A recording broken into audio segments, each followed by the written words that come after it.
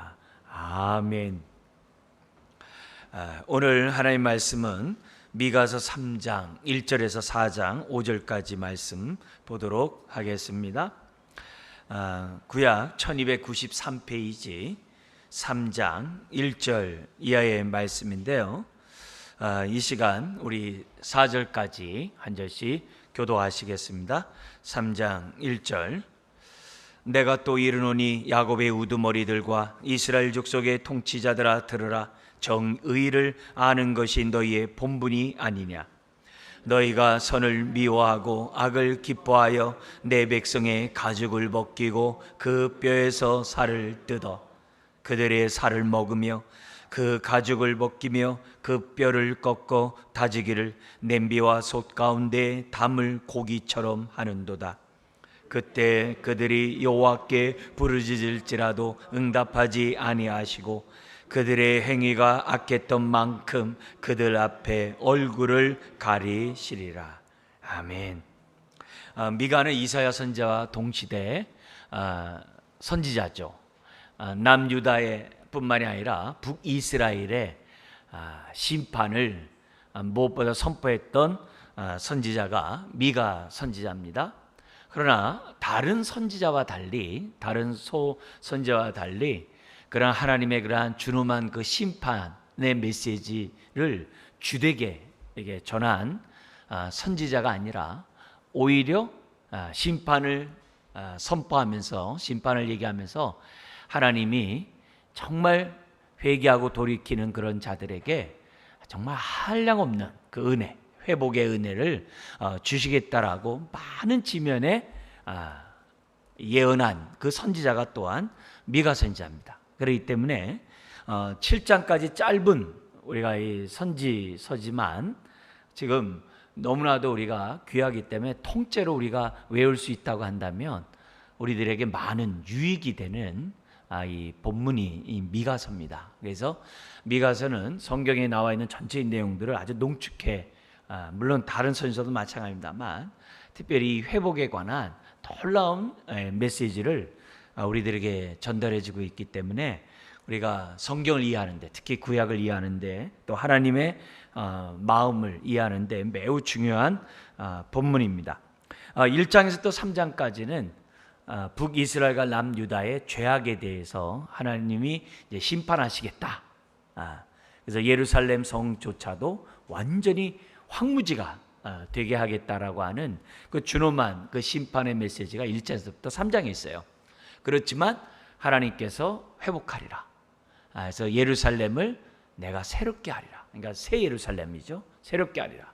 그리고 남은 자들을 다 그 새 예루살렘에 불러서 내가 하나님이 정말 그들의 목자가 되어서 그들에게 정말 샬롬, 평강을 주는 놀라운 은혜를 베풀어 줄 것이다. 비록 아수르에게 멸망하고 바벨론에게 포로로 끌려간다 할지라도 하나님께서 내 백성을 반드시 내가 구원할 것이다. 이런 얘기를 갖다가 4장 5장에서 설명을 해요. 그래서 세 가지를 해요. 새 예루살렘을 내가 예루살렘 새롭게 할 것이다. 너에게 줄 것이고 남은 자들을 그곳으로 불러 모을 것이다. 근데 누구를 통해서 하냐? 5장에 베들레헴에서 태어나는 메시아를 통해서 내가 할 것이다. 라는 게 그 5장에 나와 있는 얘기예요. 그러니까 이 4장, 5장에서 이제 회복의 메시지를 하고 나중에 또 다시 6장, 7장에서 그들의 죄악을 다시금 심판하고, 그러나 하나님이 두 가지 성품, 하나님의 사랑과 언약의 약속의 말씀을 지키시는 그 하나님이시기 때문에 우리가 회복될 수밖에 없다. 멸망치 않고 진멸당하지 않고 하나님의 은혜 가운데 우리가 살아갈 수밖에 없다.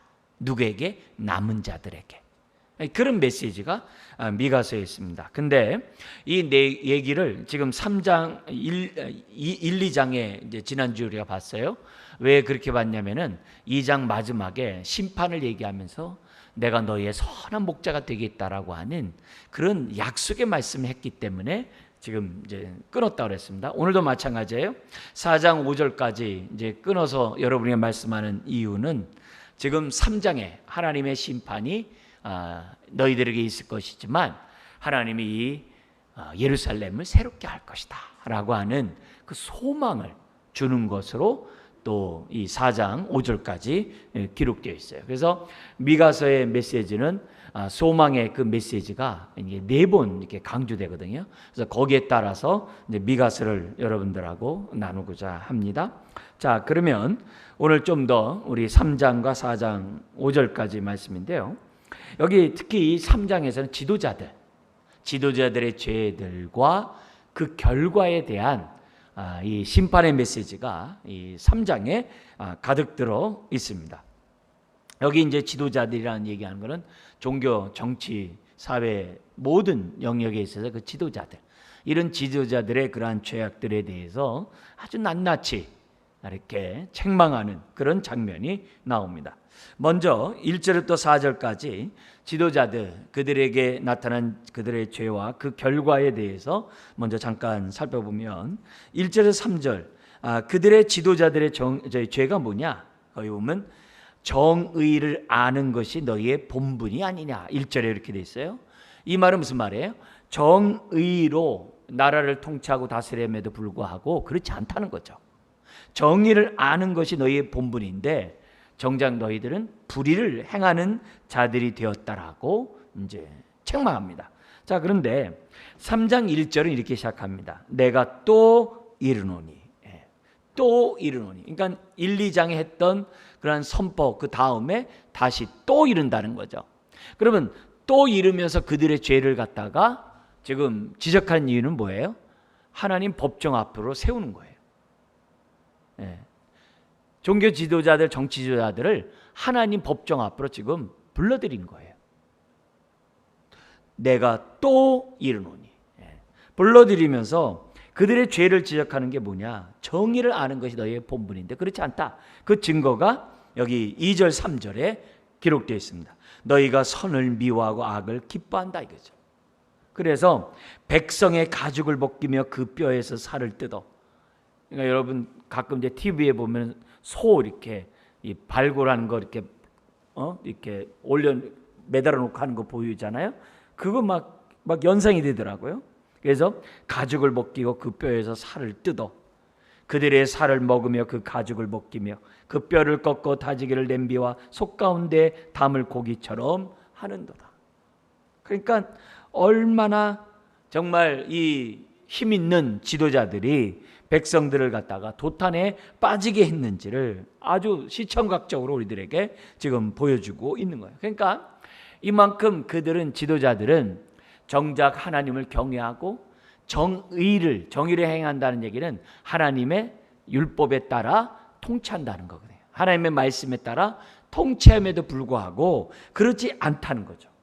그렇지 않다는 거죠. 1장에서 백성들이 다 우상 숭배하고 있는데 같이 동참할 뿐만 아니라 본인들이 그렇게 이끌고 2장에서 사회적인 죄악을 갖다가 그 탐욕을 얘기하는데 거기에 앞장서고 이런 것들이 그 당시 지도자들의 모습이라는 거죠. 그래서 오히려 그들의 권력을 가지고 남용해가지고, 그죠? 사람이 탐욕이 있어도 권력이 없으면 잠잠하거든요. 근데 탐욕이 권력이 플러스가 되니까 아주 그냥 정말 나쁜 짓들을 골라서 하는 이런 모습을 보죠.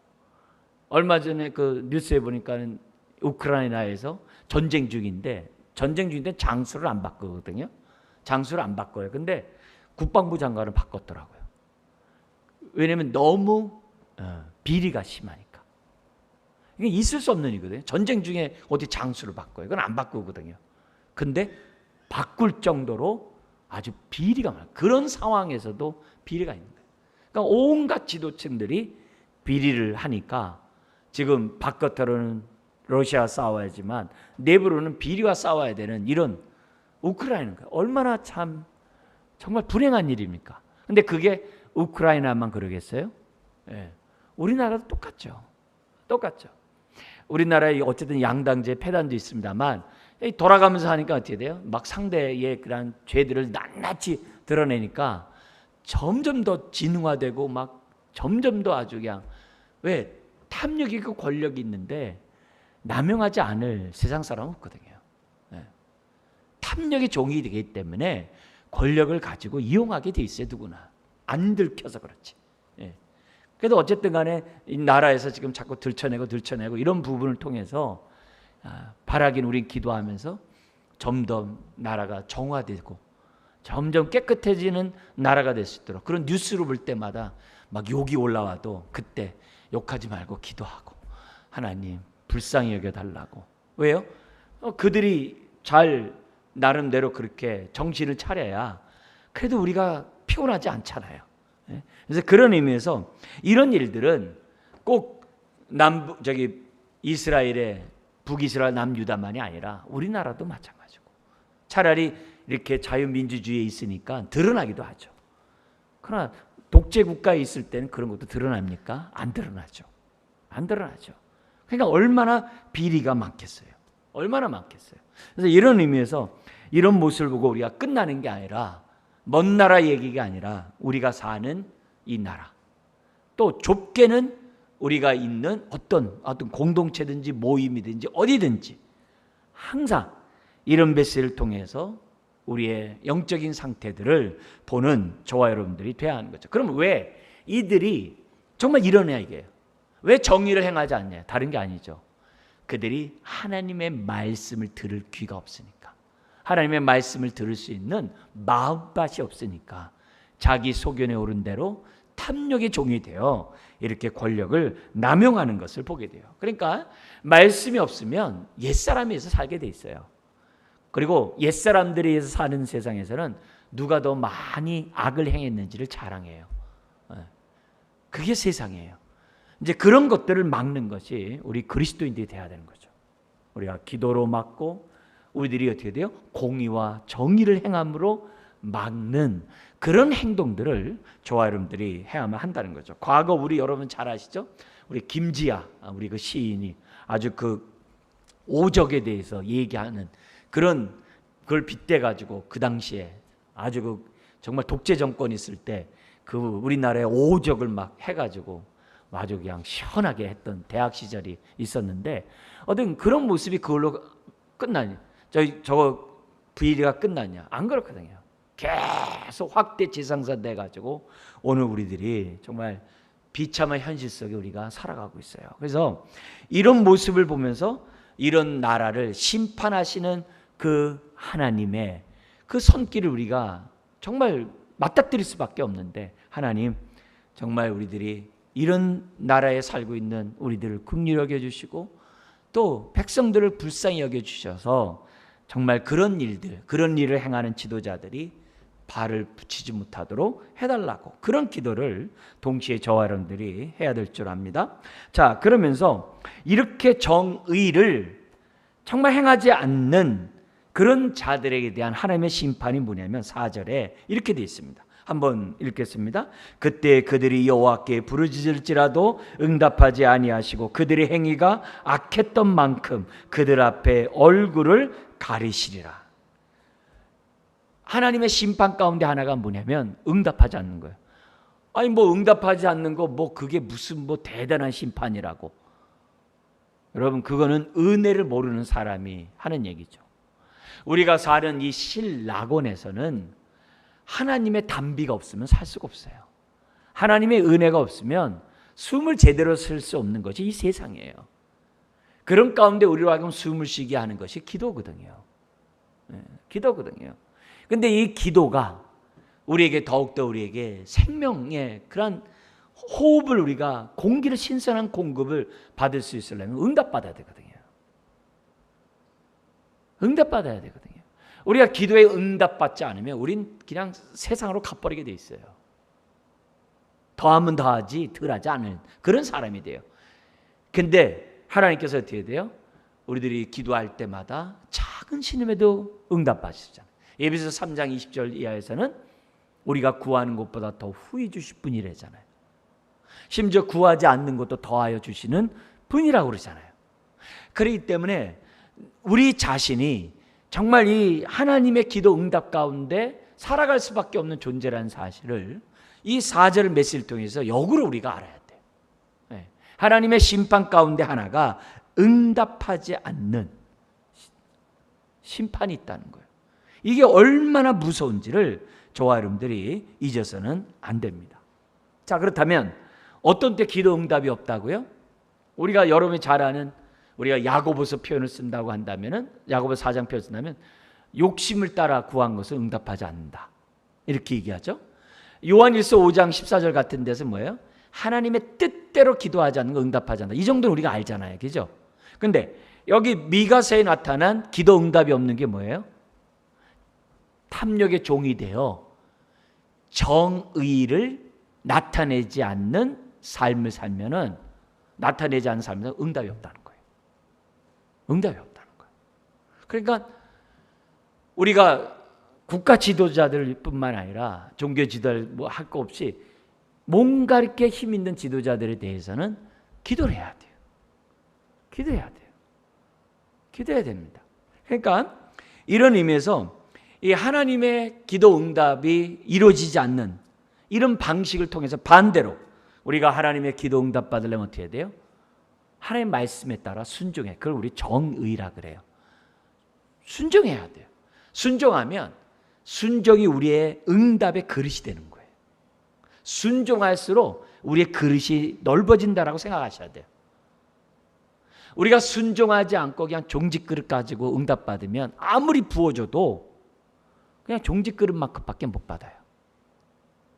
하나님은 오늘도 우리에게 응답하기를 원하시는 분인데, 우리에게 양으로 생명 없고 더 풍성한 삶을 살도록 하기를 원하시는 분인데, 우리가 자꾸 종직 그릇 갖고 우리가 살아간다고 한다면 이것보다 비참한 게 없거든요.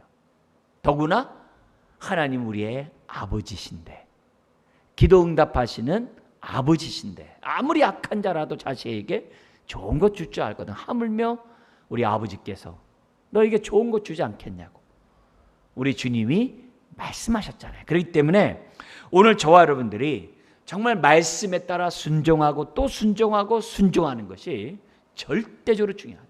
왜요? 그래야 우리가 어떻게 돼요? 하나님의 그러한 단비를, 기도 응답을 받으면서 이 힘든 세상을 우리들이 살아갈 수 있다는 것을 지금 이 4절을 통해서 우리들에게 말씀하고 있습니다. 자, 이런 모습 속에서 지금 5절에서부터 7절까지는 한술 더 떠가지고 이렇게 정치 지도자들이, 힘 있는 자들이 잘못된 길을 했을 때 책망하고 올바로 인도해야 될 선지자들이 그들과 함께 야합한다는 거예요. 그래서 5절부터 7절에 거짓 선지자들의 죄악과 그 결과에 대해서 지금 5절에서부터 7절에 설명하고 있습니다. 여기 보면은 이 5절의 이 선지자가 그 목적이 뭐냐, 그가 사람들에게 말에 대해서 이렇게 예언해 주는 그 목적이 뭐냐, 이게 목적이 지금 보니까 5절에 2장에 나와 있는 탐욕을 여전히 그대로 갖고 있다는 것을 다시금 반복합니다. 그래서 5절 한번 읽어볼까요? 내 백성을 유혹하는 선지자들은 이에 물 것이 있으면 평강을 외치나 그 입에 무엇을 채워주지 아니하는 자에게는 전쟁을 준비하는 도다. 이런 선지자에 대하여 여호와께서 이르시되, 그러니까 여기 뭐냐, 이에 먹을 거, 그러니까 떡고물이 있어야 예언해 준다는 거예요. 네. 떡고물이 뭔가 많이 하면은 평화를 얘기하고, 뭔가 안 해주면 어떻게 돼요? 네. 전쟁을 얘기하는 거예요. 그러니까 안 되는 거죠. 앞에서는 2장에서 어떻게 돼요? 사람들에게 듣기 좋은 말만 한다 그랬어요. 듣기 좋은 말만. 근데 여기서는 뭐 같은 얘기죠. 자기에게 어떻게 돼요? 떡고물이 없으면 그런 평화를 저기 게 하고 전쟁을 얘기하는 그런 사람이 된다는 거죠. 그러니까 이런 모습을 가지니까 지도자들에게 어떤 얘기를 하겠어요? 대통령에게 무슨 얘기 하겠어요? 잘 될 겁니다, 이렇게 얘기하겠죠. 그렇게 얘기하는 거죠. 그런 모습을 지금 뭐냐면 5절에 설명합니다. 그러니까 우리 주님이 표현을 쓴다면 이제 싹군으로서의 그 역할을 하는 거죠. 그러니까 백성들이 길을 잃었으면 올바른 길로 인도해야 되는데 오히려 뭐야, 한술 더 뜨는 그런 죄를 지금 범하고 있다는 거죠. 그래서 그 결과 어떻게 되겠어요? 하나님이 6절 7절에 밤이 오게 하겠다는 거예요. 그 인생에게 정말 응답하지 않겠다. 그야로 하여금 하나님이 말씀을 줘야 말할 거 아니에요. 그렇게 못하게 하겠다는 거예요. 그렇게 만들겠다라고 5절에서부터 6절 7절 얘기합니다. 같이 한번 읽어볼까요? 그러므로 너희가 밤을 만나리니 이상을 보지 못할 것이요 어둠을 만나리니 점치지 못하리라 하셨나니 이 선지자 위에는 해가 져서 낮이 캄캄할 것이라. 선견자가 부끄러워하며 술깨기 수치를 당하여 다 입술을 가릴 것은 하나님이 응답하지 아니하심이거니와. 근데 한술 더 떠서 이 사람들은 듣기 좋은 말만 하기 때문에 하나님의 말씀하지 않음에도 불구하고 떡고물 바라보면서 예언한다는 거예요. 그게 무서운 거죠. 그게 무서운 거죠. 근데 사람들은 어떻게 돼요? 거기에 또 어떻게 탐심의 종이 되었기 때문에, 즉 자기가 듣고 싶은 말을 듣고자 하는 마음을 가지고 이 예언자를 찾아가기 때문에 서로 맞는 거예요. 그래서 그 사람이 듣고 싶은 말만 해주면 복채를 많이 받는 거예요. 그런 모습을 갖다가 띈다는 거죠. 어쨌든 하나님이 그들의 인생에게 밤이 오게 한다. 거짓 선지자, 참된 선지자 차이점이 뭐죠? 참된 선지자는 하나님이 전할 말씀을 주세요. 그러나 거짓 선지자는 심중에 자기가 느낀 대로 말하는 것이 거짓 선지자거든요. 그런 의미에서 여기 보면은 이 거짓 선지자에 대한 얘기를 합니다. 그러면서 미가가 나는 너희에게 참된 선지자로서 하나님의 뜻을 전하겠다라고 8절에 설명하고 있습니다. 이거는 오늘 우리가 이 땅에 살아가는 데 있어서 갈 바를 알지 못하는 이 많은 사람들에게, 오늘 저와 여러분들에게 은혜를 베푸시고 자녀가 되게 한 목적이 8절에 있다는 것을 우리들이 또한 아셔야 됩니다. 목사인 저만이 아니라 여러분 모두가 정의가 없고 탐욕의 종이 되어 불의 가운데 살아가는 이 세상 속에 우리는 8절과 같은 삶을 살아야 한다는 것을 우리가 기억해야만 합니다. 8절 한번 다 같이 읽어볼까요? 오직 나는 여호와의 영으로 말미암아 능력과 정의와 용기로 충만해져서 야곱의 허물과 이스라엘의 죄를 그들에게 보이리라. 거짓 선지자들은 어떻게 돼요? 듣기 좋은 말만 한다고 그랬어요. 그러나 나는 어떻게 돼요? 성령에 의해서 주의 말씀만을 전하겠다는 거예요. 눈치 안 보고 하나님의 말씀을 전하겠다는. 그러려니까 뭐가 필요해야 돼요? 거기에 능력이 필요해요. 이 능력은 우리가 성령의 능력이겠죠. 성령의 능력이 필요하고 또한 뭐가 필요해요? 공의가 있어야 돼요. 듣기 좋은 말만 하는 게 아니라 하나님의 뜻이라면 정말 이렇게 전하는 그런 자가 돼야 돼요. 뿐만 아니라 어떻게 돼요? 담대히 외칠 수 있는 어떻게 돼요? 용기가 있어야 돼요. 그러니까 이 말을 이렇게 보면은 이 미가가 이렇게 하는 거예요. 내가 지금 뭐냐면 하나님의 영으로 충만해서 나는 할 말을, 하나님이 주신 그 말씀을 가감하지 않고 나는 다 외칠 것이다. 나는 담대히 허물과 죄를 나는 외칠 것이다 라고 미가 선지자가 지금 이렇게 자기의 그러한 고백을 하고 있는 것을 보게 됩니다. 그러니까 이런 모습에서 지금 미가의 이런 모습의 이 담대함은 오늘 믿는 저와 여러분들이 가져야 될 모습이었죠.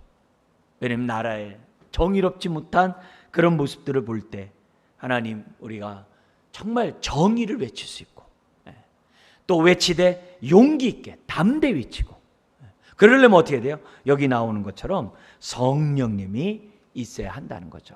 자, 근데 외치는 그 미가가 다른 거짓 선지자처럼 떡고물 바르면 되겠어요? 안 되겠어요? 안 되겠죠. 그죠? 뇌물을 받으면 안 되겠죠. 근데 앞에서는 거짓 선지자 뇌물을 받았다 그러거든요. 그러면 여기서 결국 우리가 볼 때 정말 우리가 성령님의 능력 속에서 정의를 선포하려면, 용기 있게 선포하려면 우리가 어떻게 돼야 돼요? 우리 자신부터 정의로워야 한다는 거죠. 우리 자신부터 깨끗해야 한다는 것을 미가 선지자가 우리들에게 말씀해요. 그러니까 결국 거룩이 능력이고 거룩이 정의를 외칠 수 있는 담대함을 갖게 하는 능력이라는 것을 우리들에게 가르쳐주고 있습니다. 자, 이러면서 9절부터 12절에 반복적으로 또다시 지도자들의 죄에 대해서 책망을 합니다. 1절에서 했던 얘기를 다시 9절에서 이제 설명하는데요. 앞에 있는 건 그동안 1장, 2장 전체에 나와 있는 얘기들을 이제 정리한다고도 볼 수가 있습니다. 9절 읽기 시작합니다. 야곱 족속의 우두머리들과 이스라엘 족속의 통치자들 곧 정의를 미워하고 정직한 것을 굽게 하는 자들아 원하노니 이 말을 들을지어다. 예. 앞에서 했던 그 얘기를 또 이렇게 들을지어다 그래요. 그러니까 정직한 것을 굽게 한다 이 얘기는 하나님의 뜻을 어그러지게 한다는 거겠죠. 그죠? 하나님의 뜻을 갖다가 그르쳐 놓는 거죠. 네. 그렇게 하고 여기 보면은 시온을 피로 예루살렘을 죄악으로 건축하는도다. 네. 자기가 힘이 있다 보니까 권력에 따라 탐욕을 채우려 하다 보니까 힘없는 자들을 죽이고 막 종으로 팔아버리고 악을 행하는 그런 일들을 갖다가 거룩한 시온산에 쌓아놓다는 거죠.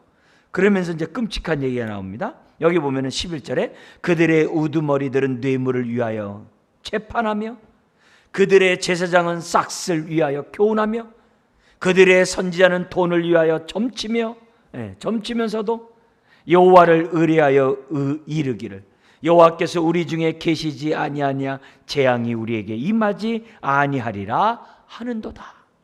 그러니까 싹군의 이런 특징이 뭐냐면 하나님이 우리와 함께하기 때문에 아무리 탐욕의 종이 되어 죄를 범한다 할지라도 어떻게 돼요? 재앙을 임하지 않을 것이다.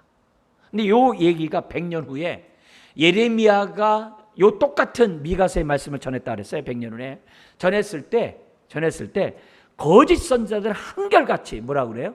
예루살렘 성전에 하나님이 계시기 때문에 절대 망하지 않는다. 그 얘기. 포로로 끌려간 자들에게 뭐냐면 하나님이 속히 돌아오게 할 것이다. 이렇게 얘기했어요. 이렇게 예언해. 근데 사람들이 거기에 현혹되는 거예요. 왜요?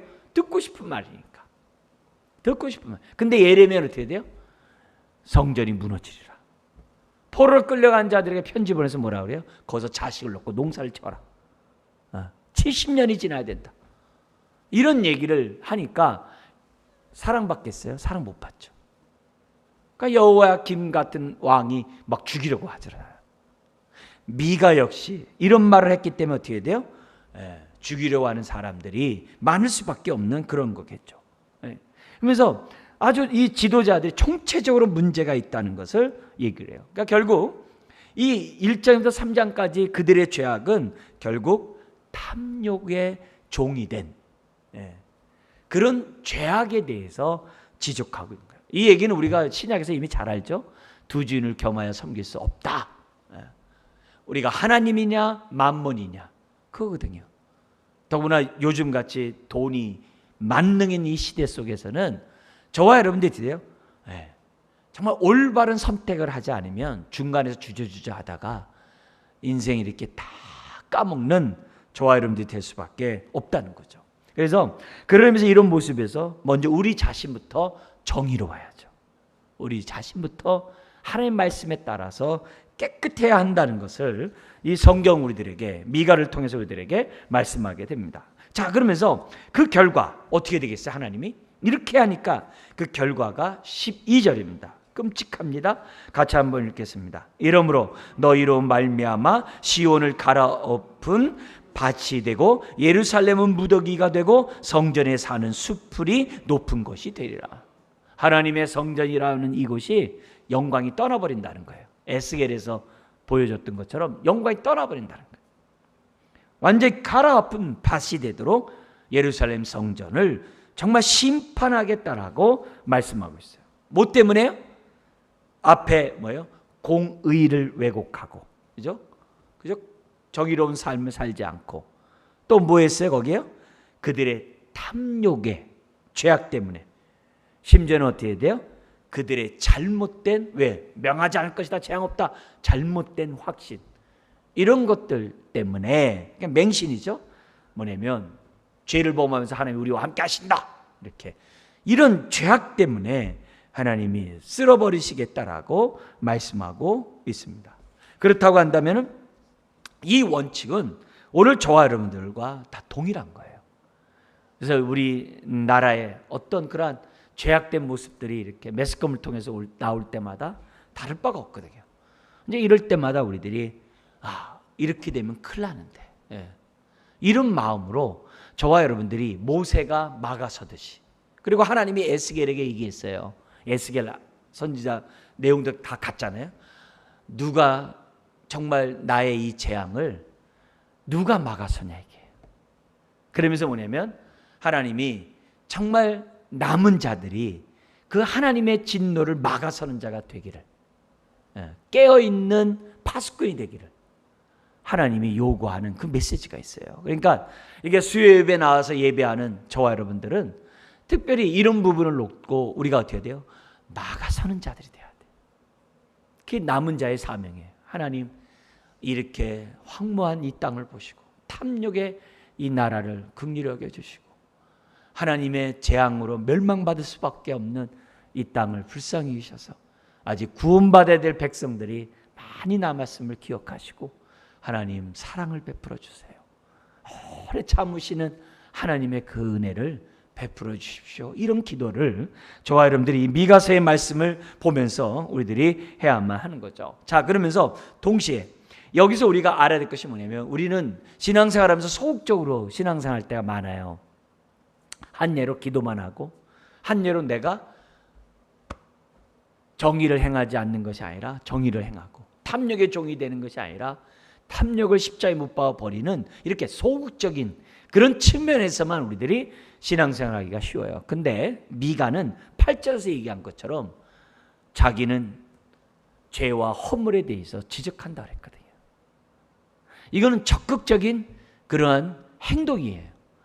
우리가 미가서를 통해서 우리들이 알아야 될 것은 소극적인 입장에서만 우리들이 신앙생활하는 것이 아니라 나 몰라라 하면서 세상 일 어때 나 몰라라 하는 게 아니라 그런 부분에 대해서 우리들이 행동을 하고 소리를 내는 그런 삶을 살아야 한다는 것을 우리들에게 말씀하고 있다는 거죠. 그러기 위해서는 오늘도 우리들이 기도하면서 내가 정결한 것도 좋지만 나에게 주의 영을 부어주셔서 내가 담대히 용기 있게 내가 하나님의 뜻을 내가 왜곡하지 않고 전할 수 있는 사람이 되게 해달라고 기도해야 되는 거죠. 여러분, 이 미가가 특별한 이유는 예루살렘 멸망을 먼저 얘기했다는 거예요. 예레미야가 100년 후에 얘기할 얘기를 100년 전에 얘기했다는 거예요. 감히 에스겔은 포로로 당하고 있을 때 2차 때 끌려갔잖아요. 에스겔은요. 거기서 뭐예요? 하나님이 성전에서 하나님의 영광이 떠나는 걸 보여줬어요. 그건 한참 후대예요. 근데 그 100년 후에 일어날 그 일을 지금 미가는 미리 보고 선포했다는 거예요. 얼마나 성령 충만하면 이러겠어요? 이런 것들을 보면은 정말 우리들에게 사인을 주시는 거 아니에요, 다. 훗날 우리가 이미 마태복음 24장 25장에 말세의 징조에 대해서 주님이 다 말씀했거든요. 우리는 그걸 지금 우리는 어떻게 돼요? 몸소 지금 다 경험하면서 지금 살아가고 있거든요. 이런 가운데 남은 자가 있어야 되거든요. 계시록도 마찬가지예요. 하나님이 남은 자들을 보호하시고 지켜주신다고 계속 반복해요. 아무리 인의 심판이 있고 나팔의 심판이 있고 대접의 심판이 있어봐라. 하나님의 백성은 머리털 하나 상치 않도록 다 지켜준다고 계속 약속하세요. 두려워하지 말라는 거예요. 두려워하지 말라는 거예요. 땅에서는 난리지만 하늘 보좌에서는 정말 목뱀을 당한 그 성도들이 하나님 보좌 앞에 있다는 거예요. 이게 얼마나 큰 위로가 되고 힘이 되겠어요. 힘이 되겠어요. 그러니까 그런 모습에서 우리가 이 땅을 살아가는 저와 여러분들이 되어야 한다는 것을 이 미가 선지자의 메시지를 통해서 다시 한번 깨닫게 됩니다. 여러분, 그러면 왜 하나님께서 이렇게 예루살렘, 그 사랑하는 예루살렘을 이렇게 파괴하실까요?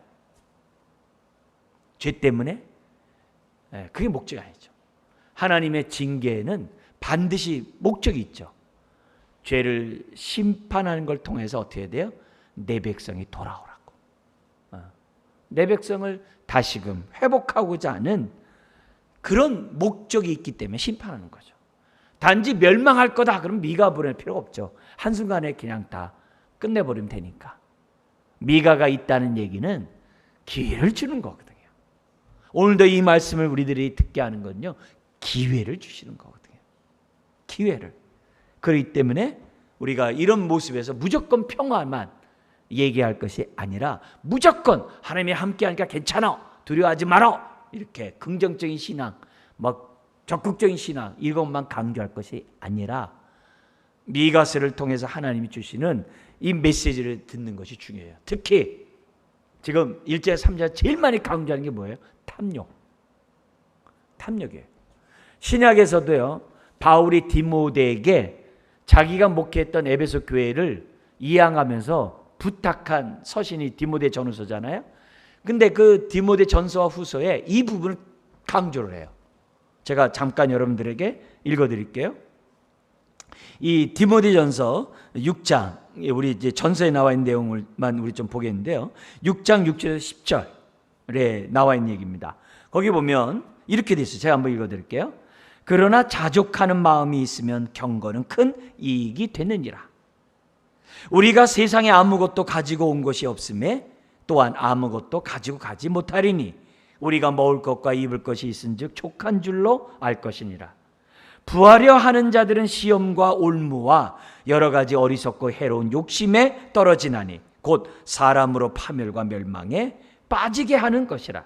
그러면서 돈을 사랑함이 일만 악의 뿌리가 되나니 이것을 탐내는 자는 미혹을 받아 믿음에서 떠나 많은 근심으로서 자기를 찔렀도다.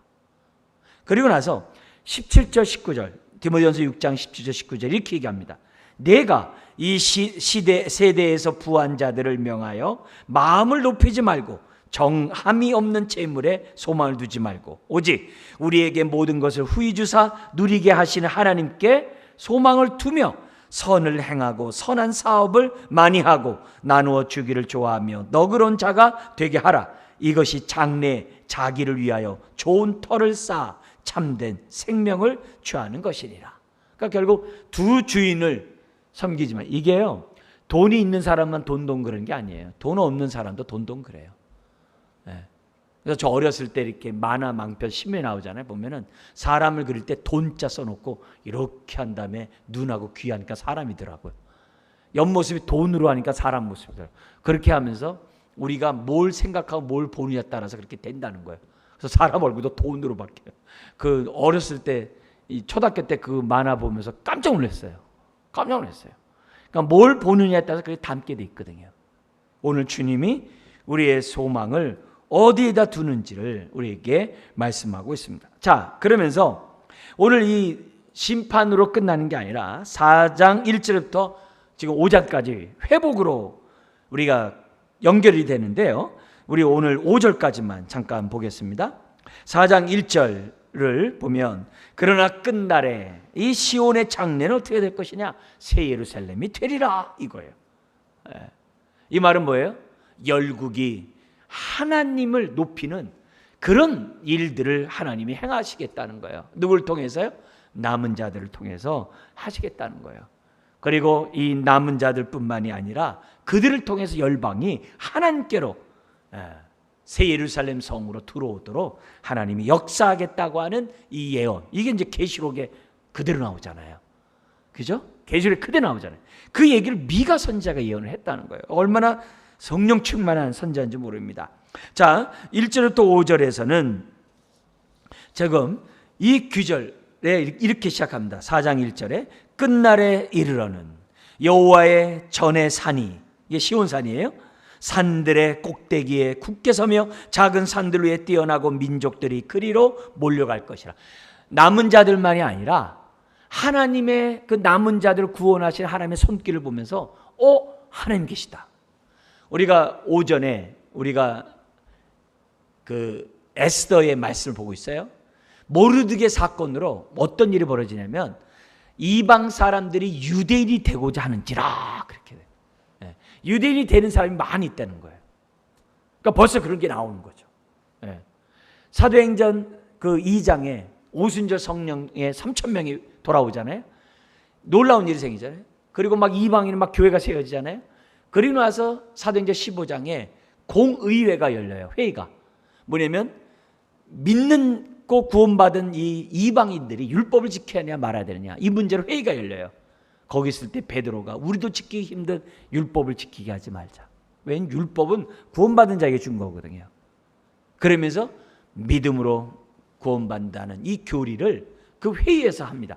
그때 야고보가 우리 지난번에 봤던 앞에 있는 그 말씀들을 갖다가 하박국 이런 말씀을 인용해 가지고 그대로 얘기하죠. 거기에 이방인들이 하나님께 돌아온다, 이런 메시지를 우리들에게 보여주거든요. 여기서 동일해요. 지금 뭐냐면 뛰어나고 민족들이 그리로 시온산으로 새 예루살렘으로 몰아간다는 거예요. 그래서 시온이 정말 세계의 중심이에요. 이 땅이 중심이 아니라 하나님이 그곳에 역사하신다는 거거든요. 하나님이 그곳에서 통치하신다는 거예요. 왜냐하면 새 예루살렘 안에 성전이 있는가 들어가 봤더니 계시록에 온데간데 없더라. 왜요? 삼일체 하나님과 저와 여러분들이 성전이니까. 그게 계시록으로 그렇게 끝나잖아요. 이제 그런 부분이에요. 자, 이러면서 이 하나님이 정말 이 통치를 얼마나 정의롭게 하길래 백성들이 그걸로 몰려가냐 이게요. 그러면서 그 1절이고요. 2절에 그러면서 뭐라고 하냐면은 많은 사람들이 그곳에 오는데 왜 오느냐? 정의가 무엇이며 정의의 삶이 무엇이고 어떻게 사는 것이 하나님의 뜻에 합당한 삶을 사는 것이냐, 복된 인생 사는 것이냐, 이걸 배우려고 예루살렘에 온다는 거예요. 그게 2절에. 이건 우리가 가스펠송에서도 많이 부르는 내용입니다. 2절 한번 읽겠습니다. 곧 많은 이방 사람들이 가며 이르기를 오라 우리가 여호와의 산에 올라가서 야곱의 하나님의 전에 이르자. 그가 그의 도를 가지고 우리에게 가르치실 것이니라. 우리가 그의 길로 행하리라 하리니 그는 율법이 시온에서부터 나올 것이요 여호와의 말씀이 예루살렘에서부터 나올 것임이라. 할렐루야.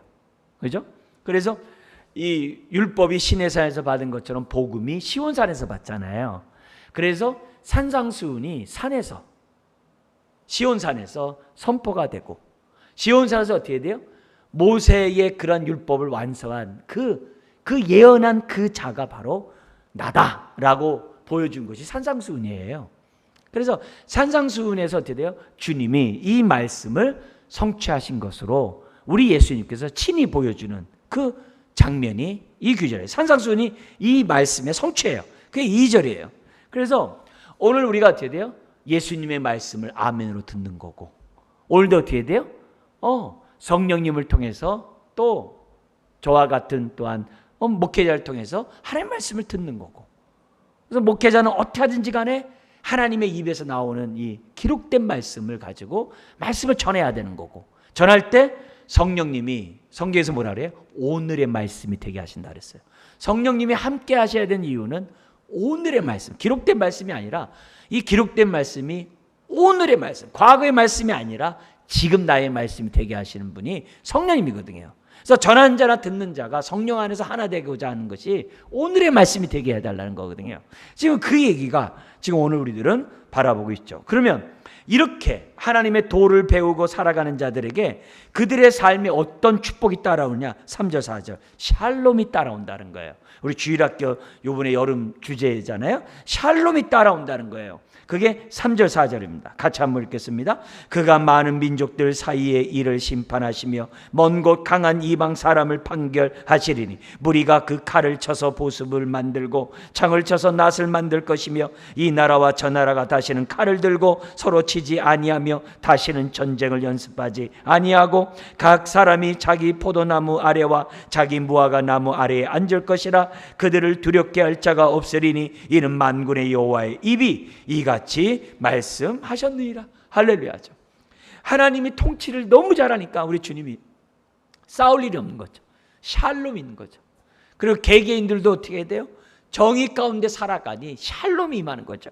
그러니까 포도나무와 무화과 나무 아래서 정말 감사하면서 살아가는 그런 일이 생겨나는 거죠. 결국 정말 예수님이 이 땅에 오신 목적이 뭐냐면 샬롬이거든요. 우리 지난주에도 우리가 주일날 말씀이 그거잖아요. 우리 주님이 내가 너희에게 평안을 끼치는 유산으로 남겨놓았나니. 항상 우리가 뭐예요? 주님의 임재가 있는 곳에는 평안이 있거든요. 평안이 있어야 환난 때 담대하거든요. 그 우리 주님이 눈이 강조해요. 그러니까 여기 이 샬롬이 저와 여러분들에게 항상 기본 센서가 돼야 돼요. 아주 기본 센서가 돼야 돼요. 평안하지 않으면 다시 평안을 찾아야 되고, 뭐든지 기도할 때도 평안할 때까지 기다리면서 우리가 평안에 놓고 우리가 기도를 해야 됩니다. 그 얘기예요. 그러면서 5절입니다. 우리 마지막 구절 읽고 마치겠습니다. 만민이 각각 자기의 신의 이름을 의지하여 행하되 오직 우리는 우리 하나님 여호와의 이름을 의지하여 영원히 행하리로다. 할렐루야죠. 여러분, 요엘서 2장에서 뭐라 그래요?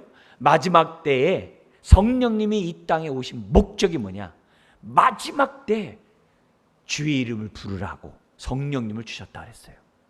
그러니까 우리가 하나님의 나의 아버지라고 예수님을 나의 구세 주님이라고 고백하는 건요, 성령 없이 안 되는 거예요. 근데 언제 부르냐? 마지막 그때 우리로 하여금 하나님의 이름을 부르도록 하신다는 거예요. 그래서 오늘 우리들이 열심히 주의 이름을 부르는 자는 결국 마지막 때에도 주의 이름을 기쁨으로 부를 줄 믿습니다. 자, 그렇다고 한다면 오늘 우리들이 이 메시지를 통해서 오늘 우리들이 어떻게 해야 되는가? 지금 예수님이 정말 우리의 주인이 되셔가지고 2절의 축복을 우리에게 주셨는데 오늘 나는 4장 2절의 축복을 얼마나 지금 누리고 있는가?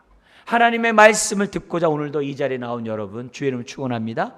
이 말씀이 성령님의 인도했기 때문에 4장 2절이 오늘 이 시간에 성취된 줄 믿습니다. 그러나 동시에 이 말씀을 가지고 저와 여러분들이 어떻게 해야 돼요? 하나님 살게 해주십시오. 그게 정의로운 삶이에요. 살게 해주십시오. 그게 내 안에 있는 탐욕을 십자가에 못 박는 삶이에요. 못 박고 내가 주의 말씀에 순종하는 삶이거든요. 내가 이 말씀이 나에게 지금 들었는데 이 말씀이 성취되기를 원합니다. 그럼 뭐가 오겠어요? 이런 마음에 하나님의 샬롬이 오겠죠. 그 샬롬은 우리 가정에 샬롬이 오게 하고 이 정말 탐욕이 가득한 이 세상에 하나님의 샬롬이 오도록 하게 하는 힘이 되겠죠. 그래서 오늘 이 말씀 속에서 주님 내 안에 정말 오늘 4장 2절처럼 오늘도 주의 말씀이 내가 주 앞에 왔사오니 오늘 내가 이것을 정말 경험하고 내가 이 자리를 일어나기 전에 기도할 때 내 마음에 샬롬이 넘쳐나고 내가 샬롬으로 이 힘든 이 신라곤의 삶을 천국으로 우리가 살아갈 수 있도록 해달라고 기도하는 이 시간이 되어야 될 줄 믿습니다. 기도하겠습니다. 하나님 아버지, 이런 평안이 위로부터 옴을 우리들이 확실히 믿고 오늘을 살아가는 주의 자녀 되게 하여 주옵소서.